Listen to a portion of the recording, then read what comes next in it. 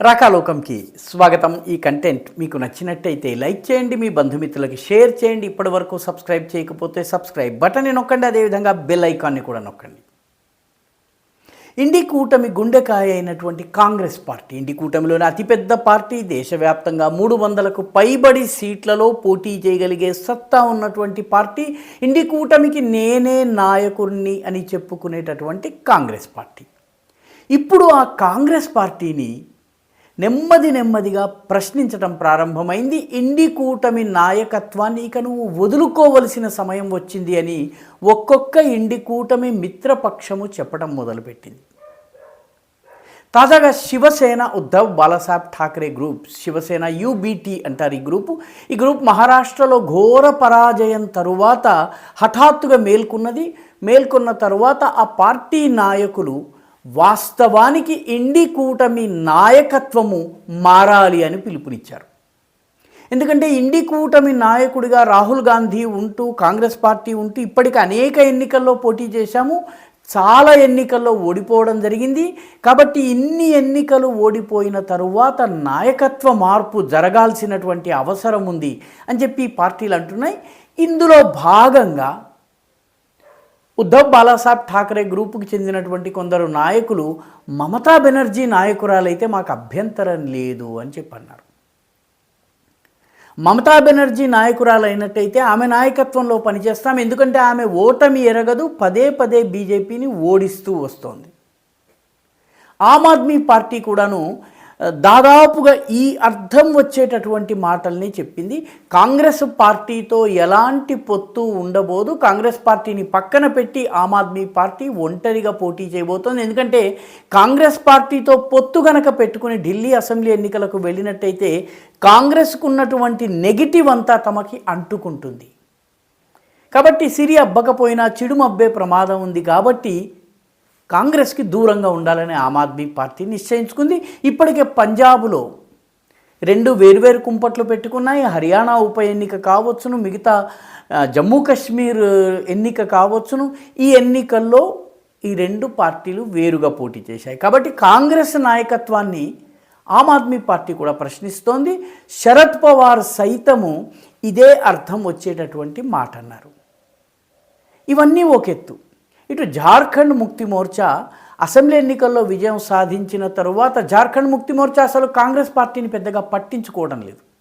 కాంగ్రెస్ పార్టీని అంతగా విలువిస్తున్నట్టుగా కాంగ్రెస్కి ఉప ముఖ్యమంత్రి పదవి ఇవ్వడం కానీ, మంత్రివర్గ కూర్పులో కాంగ్రెస్తో సంప్రదింపులు జరపడం కానీ ఇవేవీ చేయటం లేదు.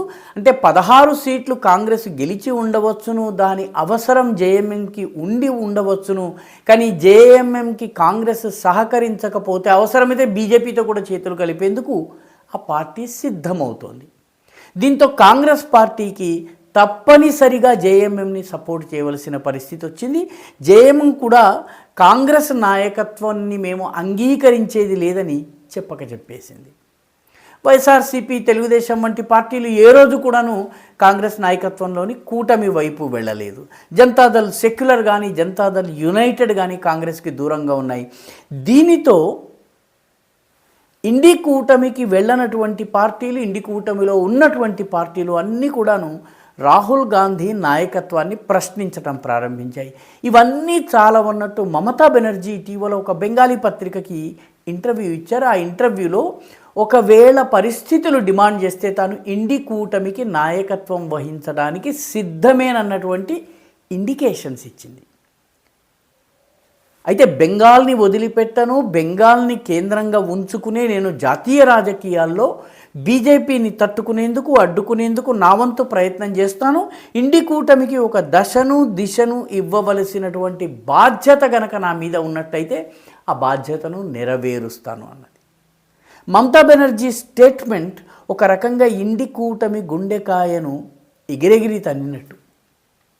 ఎందుకంటే ఇండి కూటమికి నాయకత్వం వహించేటటువంటి నైతిక హక్కు కానీ, ఇండి కూటమికి నాయకత్వం వహించడానికి కావలసినటువంటి నంబర్స్ కానీ, లీడర్షిప్ క్వాలిటీస్ కానీ ఈ 3 కాంగ్రెస్ పార్టీకి, రాహుల్ గాంధీకి లేవు అని మమతా బెనర్జీ చాలా స్పష్టంగా చెప్పేశారు.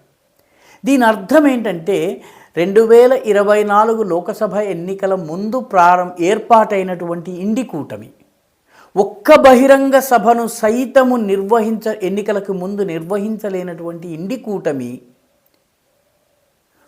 పుట్టక ముందే చనిపోయినట్టుగా మనం భావించవచ్చు. ఎందుకంటే ఇండి కూటమితో కలిసి ఉండడం వల్ల తమకు లాభం లేదని చిన్న పార్టీలు భావిస్తున్నాయి, అంటే ప్రాంతీయ పార్టీలు భావిస్తున్నాయి. మమతా బెనర్జీ ఇప్పటికే కాంగ్రెస్ను పక్కన పెట్టింది. కాంగ్రెస్ పార్టీకి 2 ఎంపీ సీట్లు వస్తే అందులో ఒక ఎంపీ సీట్ అధీర్ రంజన్ చౌదరికి చెందినటువంటి ఎంపీ సీట్ని అక్కడ తృణమూల్ కాంగ్రెస్ని ఓడించి గెలిచింది.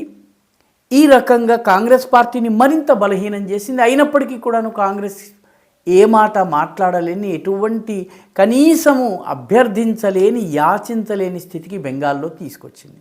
దీంతో ఇప్పుడు దేశవ్యాప్తంగా ఇండి కూటమి మిత్రపక్షాలన్నీ ఒక్కొక్కటిగా కాంగ్రెస్తో కలిసి ఉండడం వల్ల తమకు నష్టము, కాంగ్రెస్కి సీట్లు ఇవ్వడం వల్ల లేదా కాంగ్రెస్ నాయకత్వాన్ని అంగీకరించడం వల్ల తమకు కలిసి వచ్చేది ఏమీ లేదు అన్నటువంటి భావానికి రావడం మొదలుపెట్టినాయి.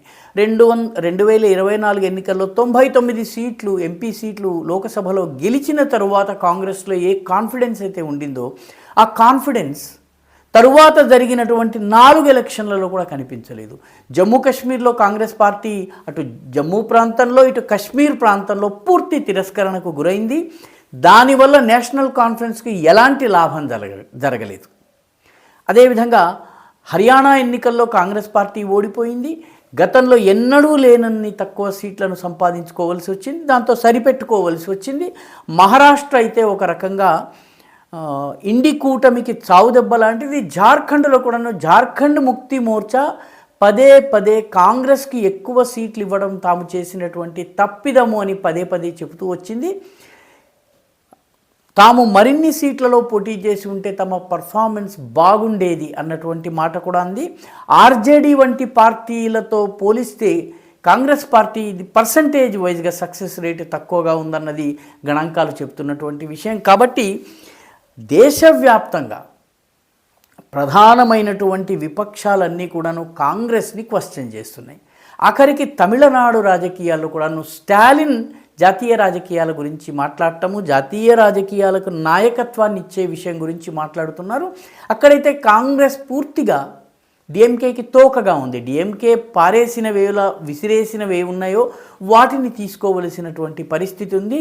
డిమాండ్ చేసే స్థితిలో అక్కడ కాంగ్రెస్ పార్టీ తమిళనాడులో లేదు. దీంతో మొత్తం మీద కేరళలో కూడాను కాంగ్రెస్ యొక్క ఘన విజయాలు, ముఖ్యంగా వయనాడు వంటి చోట్ల విజయాలు ఏవైతే ఉన్నాయో ఇవన్నీ కూడాను ముస్లిం లీగ్ దయా కాంగ్రెస్ ప్రాప్తంగా నడిచినాయి.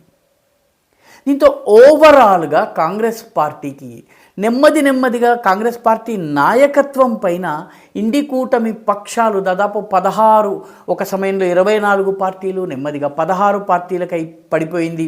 ఇప్పుడు ఉన్నటువంటి పార్టీలు కూడా నెమ్మదిగా అయితే తమ దారి తాము చూసుకోవడం లేదా ఇండి కూటమి నాయకత్వం మార్పు కావాలని కోరడం చేస్తున్నాయి. మొత్తం మీద ఇండి కూటమి భవిష్యత్తు ప్రశ్నార్థకమైంది.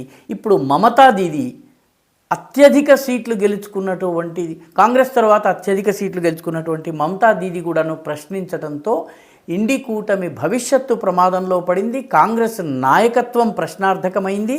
రాహుల్ గాంధీ యొక్క భవిష్యత్తు విషయంలో కూడాను చాలా పెద్ద క్వశ్చన్ మార్క్ పడిందని చెప్పుకోవాలి.